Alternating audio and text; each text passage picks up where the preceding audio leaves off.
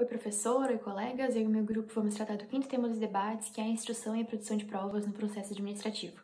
Em síntese, o nosso caso trata da empresa do Sr. João da Silva, que deu início à construção de um empreendimento comercial em uma determinada localidade e, por conta disso, acabou desagradando a população local. Por conta dessa reação adversa, foi deflagrada uma denúncia perante os órgãos competentes e um fiscal de um desses órgãos compareceu ao local da obra.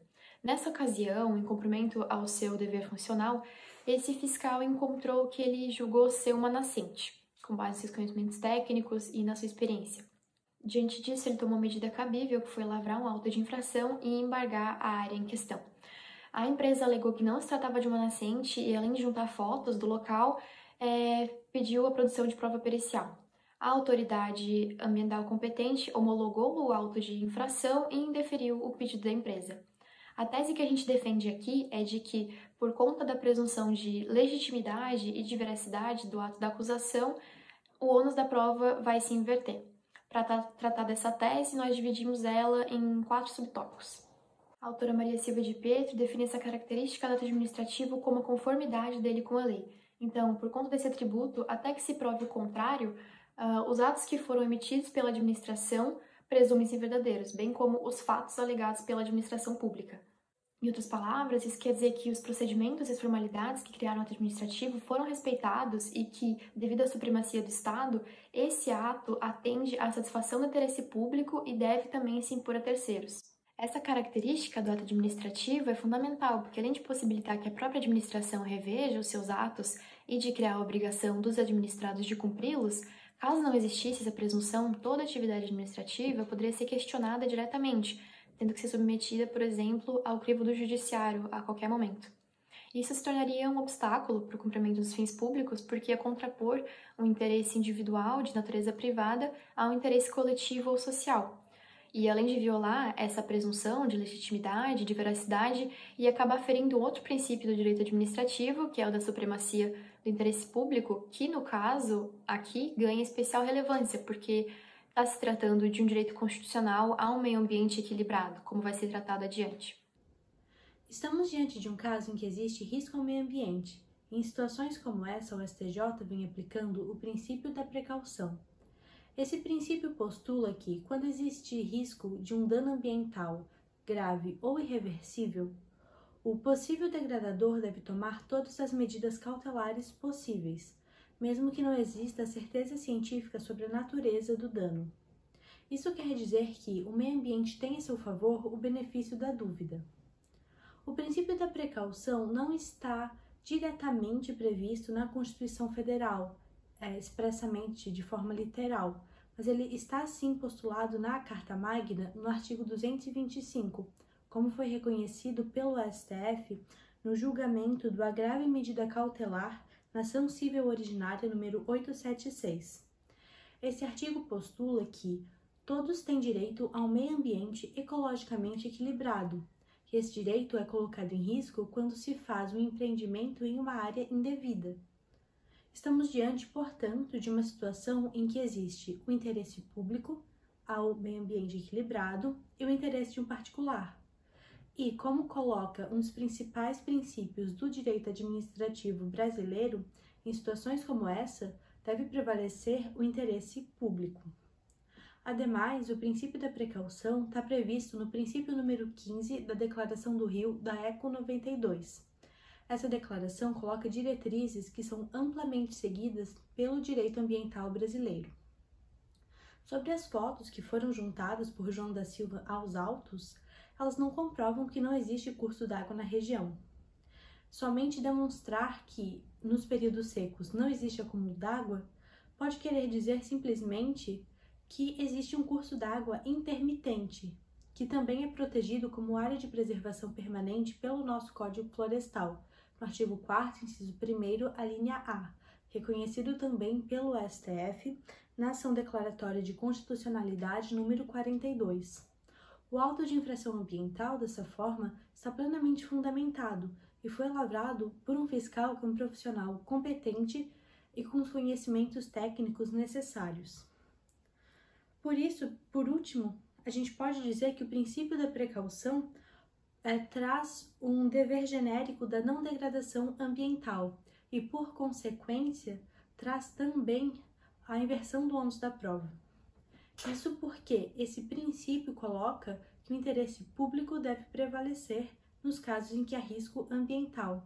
E é por isso que o possível degradador é que deve demonstrar que a sua atividade não vai trazer nenhum malefício ao meio ambiente.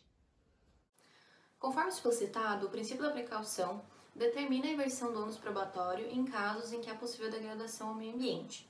Além dessa determinação de direito material, há também um dispositivo processual que permite que ocorra essa inversão do ônus da prova. Nesse caso, a partir do artigo 21 da Lei de Ação Civil Pública, ele determina a aplicação do artigo 6º do Código de Defesa do Consumidor. Esses dois artigos em conjunto vão colocar que, em casos em que há violação de direitos coletivos ou difusos, que nesse caso aqui é o direito ao meio ambiente ecologicamente equilibrado, possa se aplicar a inversão do ônus da prova para facilitar a defesa processual da parte lesada. Então, nesse caso, além do direito material que advém do princípio da precaução, a gente também tem essa disposição processual. O inciso 8º do artigo 6º do CDC determina que, para que essa inversão seja aplicada, ou se deve ter uma alegação verossímil ou que a parte lesada seja hipossuficiente. Nesse caso aqui, a gente tem claramente uma alegação verossímil, uma vez que o auto de infração produzido pela administração atestou que naquela área existe uma nascente e que assim há um possível risco ao meio ambiente. E esse auto de infração, como também já explicado anteriormente, possui presunção de veracidade. Então, dessa forma, se cumpre o requisito do inciso 8º do artigo 6º do CDC, que admite processualmente também que essa inversão ocorra.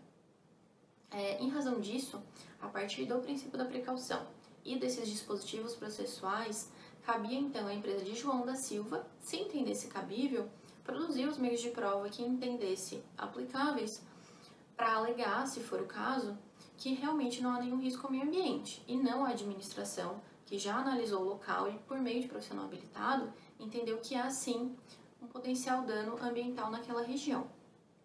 Além dessa questão jurídica, os fatos concretos do caso também não impediam que a empresa de João da Silva produzisse esse laudo.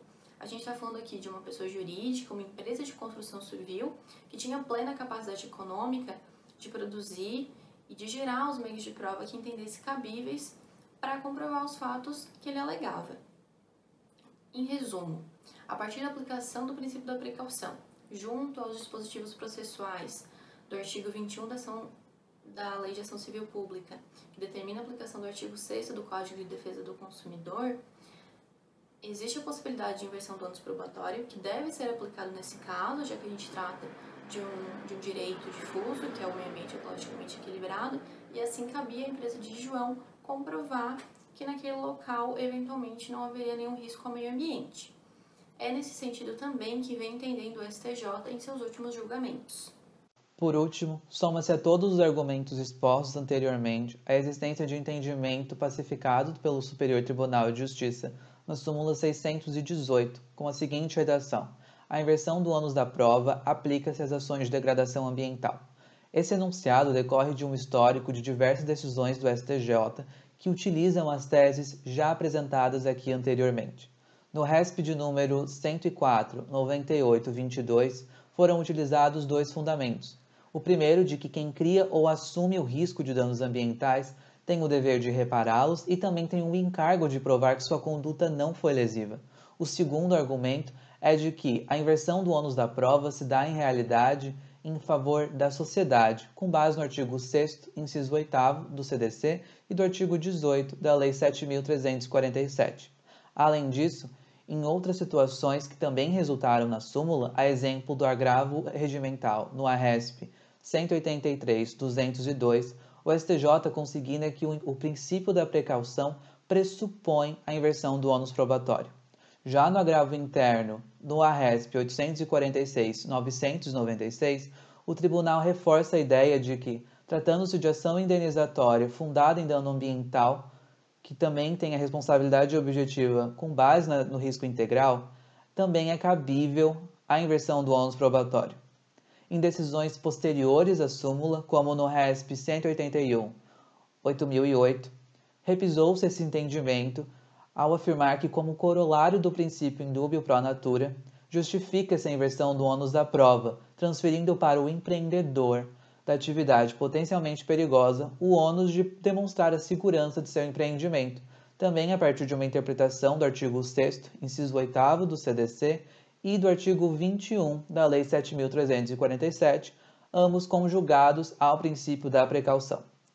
Desse modo, seja por força do interesse público, seja por força dos princípios da prevenção e da precaução, a partir de uma interpretação do artigo 6º do CDC e do artigo 21 da Lei 7.347, consolidados na súmula 618 do STJ, no caso da empresa do Sr. João da Silva, a manifesta aplicação da inversão do ônus da prova em desfavor do acusado, devendo-se a decisão ser mantida integralmente.